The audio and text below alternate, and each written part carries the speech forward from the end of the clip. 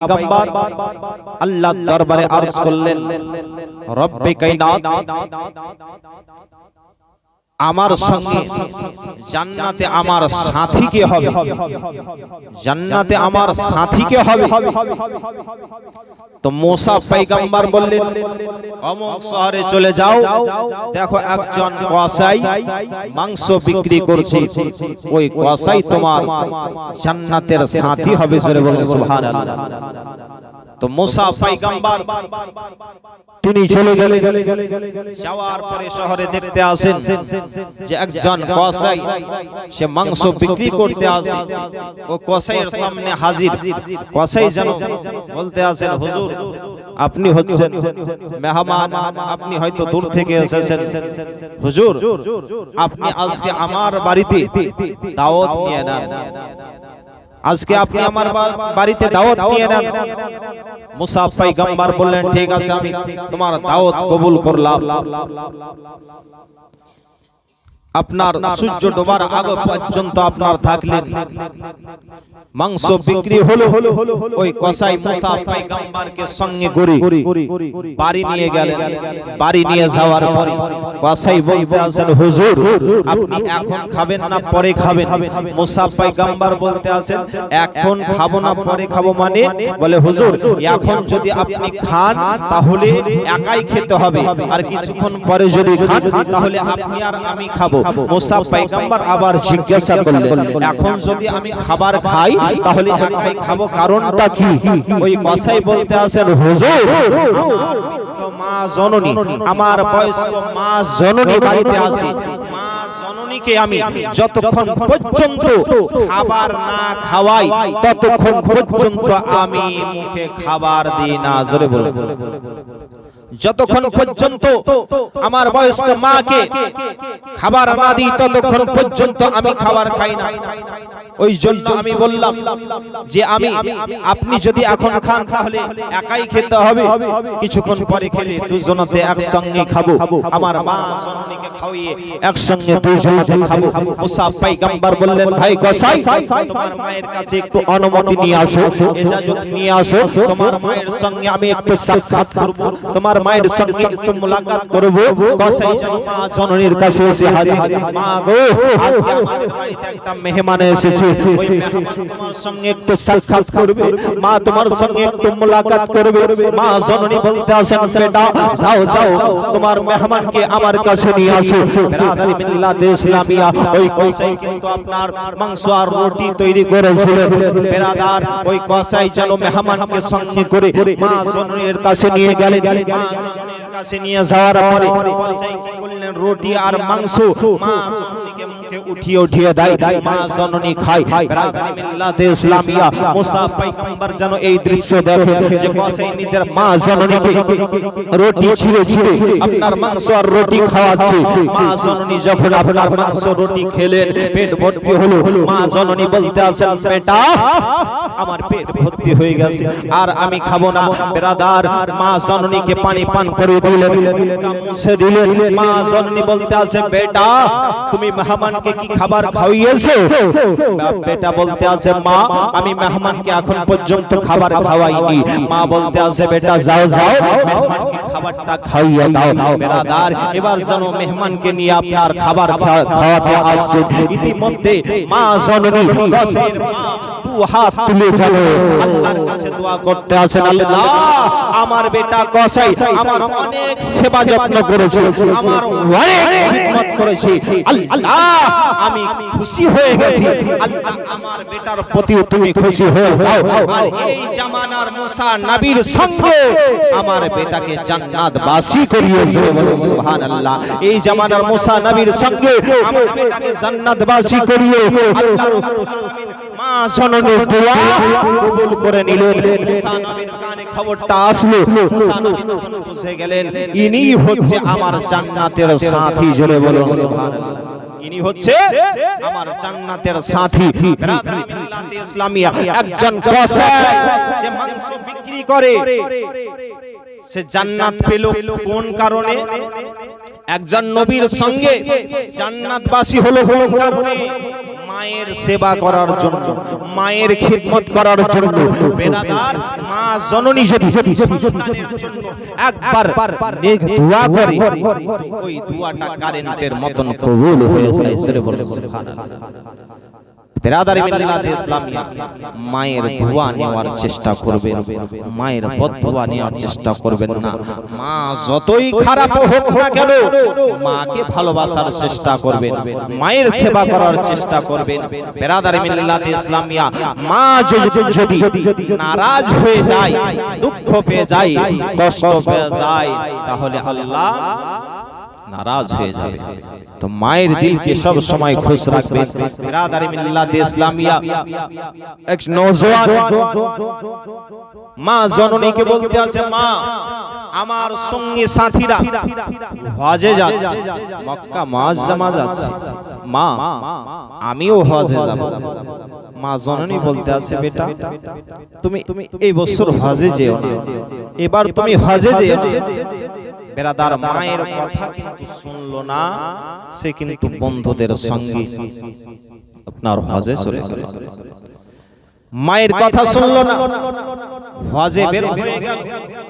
মা জননী দুঃখ পেল যে ছেলে আমার কথা শুনলো না। তখন মা জননী আল্লাহর কাছে দোয়া করছে, আল্লাহ আমার কথা শুনেনি, আমার ছেলে হজে চলে গিয়েছে, আল্লাহ তুমি আমার ছেলেকে কোন আযাবের মধ্যে গ্রেফতার করো, কোন আযাবের মধ্যে গ্রেফতার করি। মা জননীর দোয়া কবুল হয়ে ওই সন্তান আপনার মক্কা মদিনাতে হাজির হয়ে গেছে। যাওয়ার পরে রাস্তার ধারে একটি মসজিদ ছিল, মসজিদে গিয়ে একটু আল্লাহর ইবাদত করতে শুরু করে দিয়েছে। আল্লাহর ইবাদত যেন শুরু করে দিয়েছে।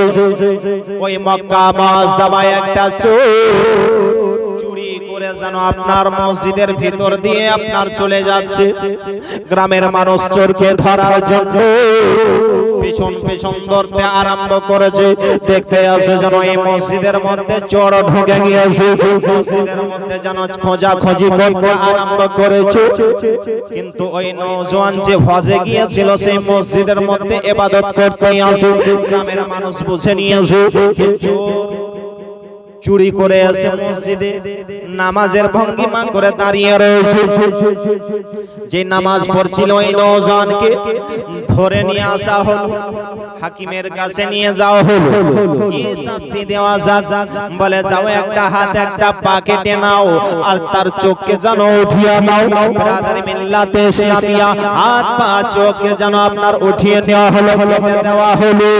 উঠিয়ে দেওয়ার পরে মনেরা বলতে আছে এটা হচ্ছে চুরি করার সাজা, এটা হচ্ছে চুরি করার সাজা।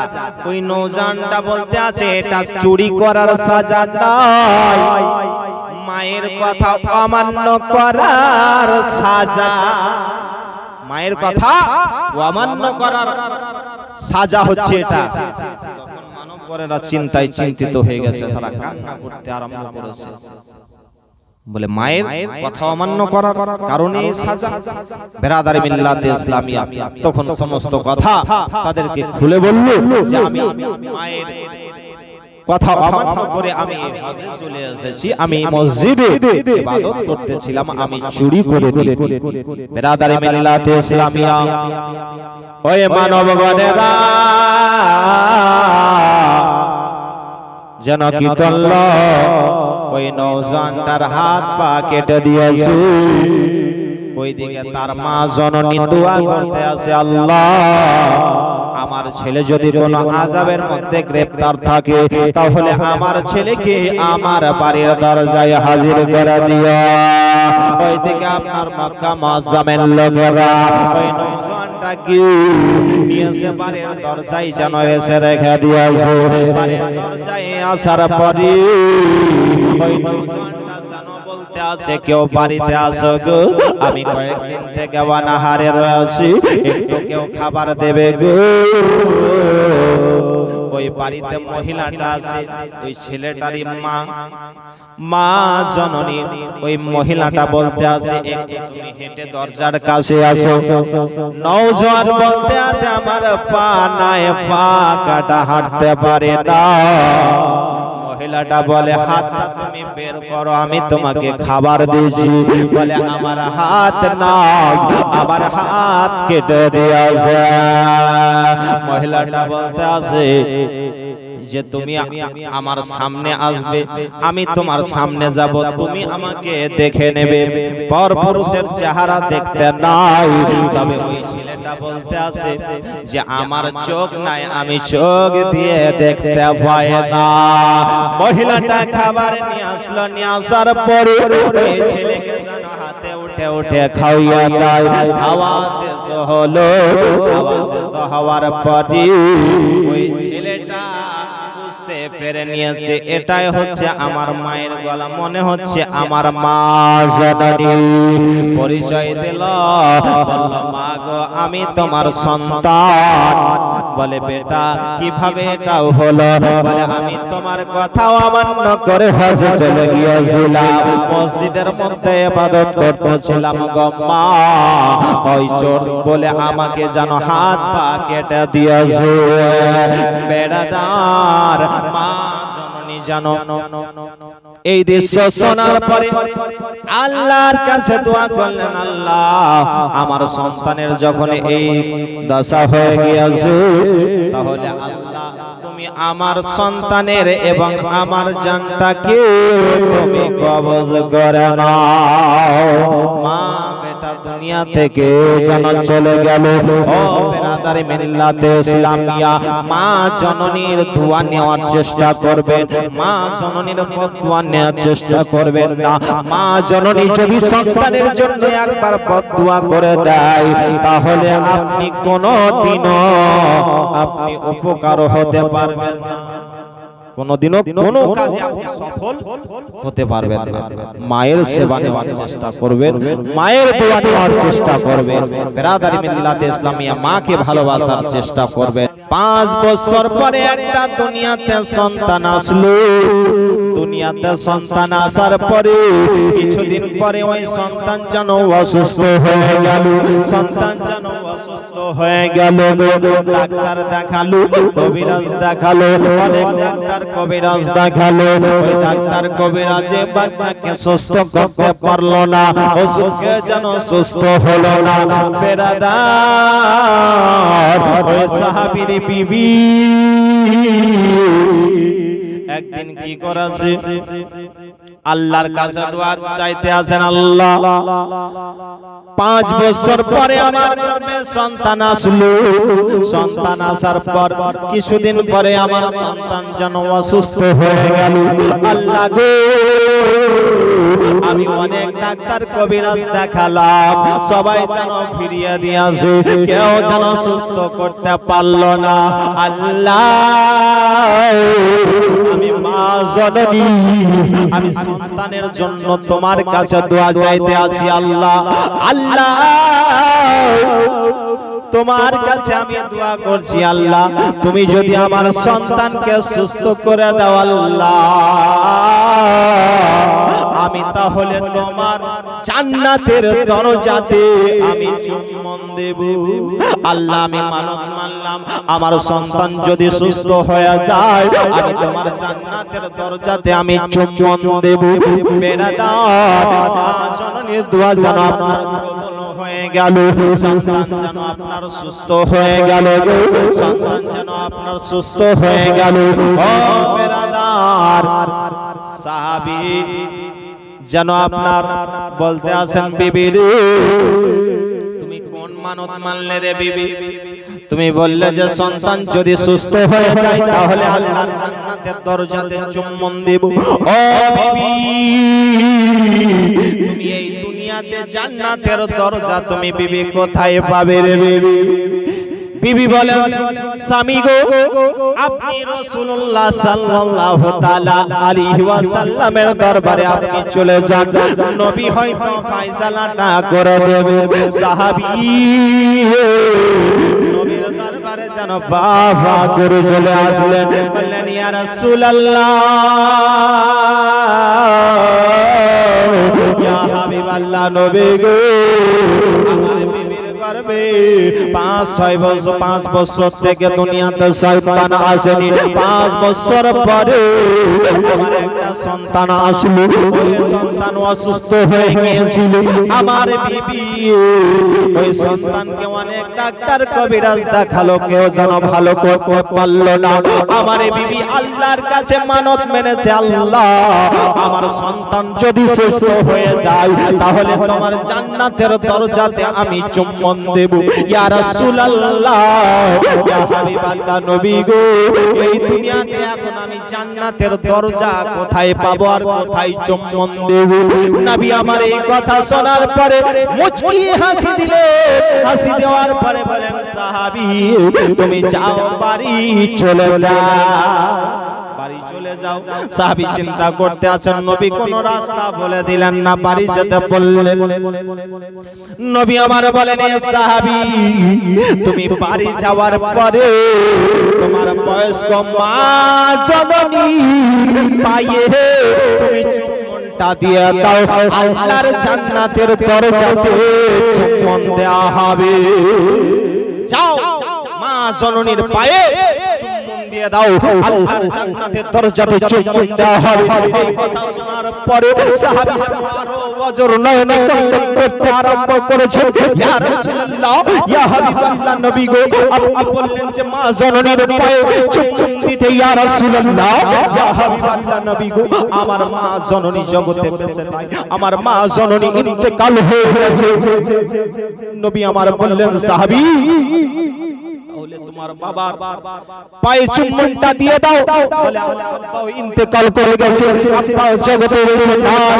নবী আমার বললেন সাহাবী যাও যাও যাও তোমার চলে যাও, কবরস্থানে যাওয়ার পরে মায়ের পায়ের দিকে চুম্বনটা দিয়ে দাও, আল্লাহর জান্নাতের দরজাতে চুম্বন দেওয়া হবে। সাহাবী বলতে আছেন ইয়া রাসূলুল্লাহ ইয়া হাবিবাল্লাহ নবী গো আমার মা বাবার কবর কোনটা আমি চিনি না, মা বাবার কবর কোনটা জানি না।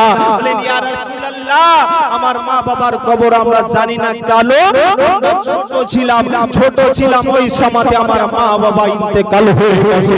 ইয়া রাসূলুল্লাহ মা বাবার কবর কোনটা চিনি না। নবী আমার একটা লাঠি মোবারক আসা মোবারক বের করলেন, বের করার পরে একটা গোল করে দাগ দিলেন, দুটোর রেখা টানলেন, দাগ টানলেন। নবী আমার বললেন এ আমার সাহাবী এই দুটো দাগ টানলাম, এই দুটো দাগের মধ্যে তুমি তোমার মা বাবার পা মনে করে কদম মনে করে তুমি চুম্বন দিয়ে দাও, আর জান্নাতের দরজাতে চুম্বন দেওয়া হবে। জোরে বলুন সুবহানাল্লাহ। সাহাবী চুম্বন দিয়ে দিলেন। নবী আমার বোঝাতে চাইছে যে সন্তানের জান্নাত মা বাবার কদমের নিচে। জোরে বলুন মা বাবার জান্নাত, সন্তানের জান্নাত, সন্তানের জান্নাত হচ্ছে মা বাবার পায়ের নিচে। জোরে বলুন সুবহানাল্লাহ। মা গো তোমার কদম চমে জান্নাতকে চমে নিলাম, মা গো তোমার কদম চমে জান্নাতকে চমে নিলাম। তোমার চেহারা দেখলে মা গো, তোমার চেহারা দেখলে মা গো, পাখে দেখে নিলাম, মা গো তোমার কদম চমে জান্নাতকে চমে নিলাম, মা গো তোমার কদম চমে জান্নাতকে চমে নিলাম। মা গো তোমার মত ভালো বাসা কেউ দিতে পারবে না, মা গো তোমার মত ভালো বাসা কেউ দিতে পারবে না। তোমার মত আজ আমি তোমার মতো আজ আমি আর কখনো পাবো না মা গো তোমার কদম চুমে জান্নাত চুমে নিলাম মা গো তোমার কদম চুমে জান্নাত চুমে নিলাম তোমার চেহারা দেখলে মা গো তোমার চেহারা দেখলে মা গো আপনাকে দেখে নিলাম মা গো তোমার কদম চুমে জান্নাত চুমে নিলাম বাবা অনেক কষ্ট করে আমায় বড় করেছে বাবা অনেক কষ্ট করে আমায় বড় করেছে মা বাবার মনে দুঃখ দিলে মা বাবার মনে দুঃখ দিলে জান্নাত পাওয়া যাবে না মা গো তোমার কদম চুমে জান্নাত চুমে নিলাম মা গো তোমার কদম চুমে জান্নাত চুমে নিলাম তোমার চেহারা দেখলে মা গো তোমার চেহারা দেখলে মা গো আপাকে নিলাম মা গো তোমার কদম চুমে জান্নাত চুমে নিলাম।